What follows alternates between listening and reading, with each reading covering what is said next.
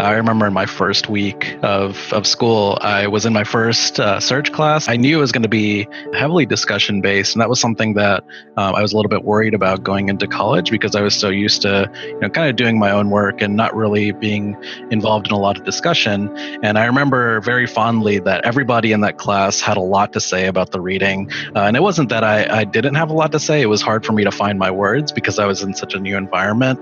And I remember Professor Shade, he noticed that I definitely had a lot to say, but I just couldn't get my words out. So after class, he talked to me and said, look, I know that you have a lot to say and I want to hear everything that you have to say.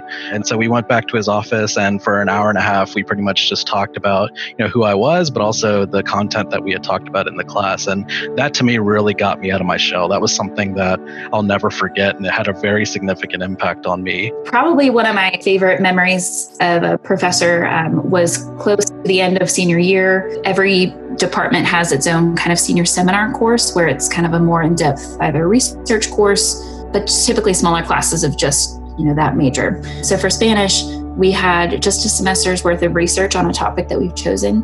So it was kind of more of a literary analysis, and we had worked so hard to put together these 35-page papers all in Spanish, and it was a class of 8 students, so we all knew each other's topics and presentations pretty well by the end of the semester.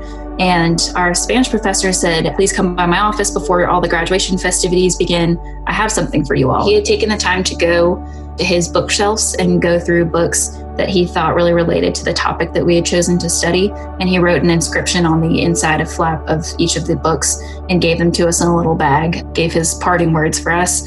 And I thought that was really sweet. And I know there were only 8 of us in the class, but he took the time to give us his own books and kind of parting words of wisdom before we went to graduation. So that was kind of a sweet kind of final memory of that student to faculty ratio and relationship. And we still keep in touch today, which is awesome.